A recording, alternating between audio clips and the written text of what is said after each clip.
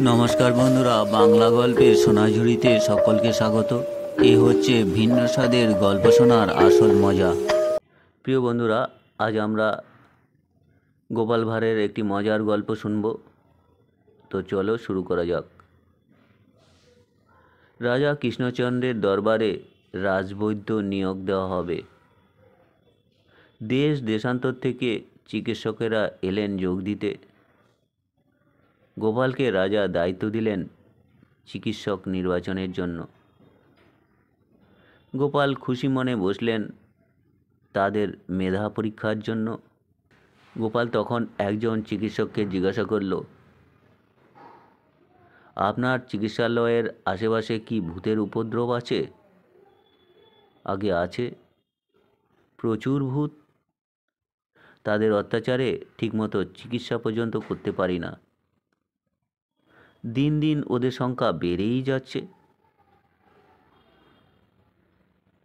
এরপর গোপাল খানিকক্ষণ চিন্তা করল। এবার সে দ্বিতীয় চিকিৎসককে ডাকল। এবার এলো দ্বিতীয় চিকিৎসকের পালা। আপনার চিকিৎসালয়ের আশেপাশে কি ভূতের কোনো উপদ্রব আছে?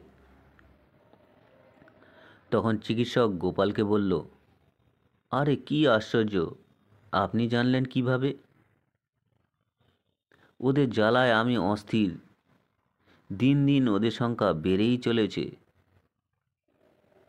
এভাবে দেখা গেল সবার চিকিৎসালয়ের আশেপাশে ভূতের উপদ্রব আছে। একজনকে শুধু পাওয়া গেল যার কোনো ভূত সংক্রান্ত ঝামেলাই নেই। গোপাল তাকে রাজবৈদ্য নিয়োগ করিল। পরে দেখা গেল এই চিকিৎসকই সেরা, আর রাজাও খুব খুশি হলো। একদিন রাজা ধরলেন গোপালকে এবং বললেন, গোপাল, কিভাবে তুমি চিকিৎসক নির্বাচন করলে? গোপাল বলল, আগে মহারাজ দেখুন, সবার চিকিৎসা কেন্দ্রের আশেপাশে ভূতের উপদ্রব আছে এবং বাড়ছে, যার অর্থ হলো রোগী মরে আর ভূতের সংখ্যা বাড়ে। আর যাকে নিলাম তার ওখানে কোনো ভূতের উপদ্রবই নেই, অর্থাৎ তার একজনও রোগী মরে না। তখন মহারাজ অট্ট হাসিতে মেতে উঠলেন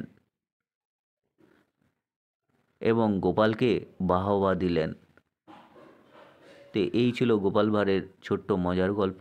বন্ধুরা, গল্পগুলো ভালো লাগলে অবশ্যই চ্যানেলটির পাশে থাকবেন, সাবস্ক্রাইব করবেন। ধন্যবাদ সকলকে।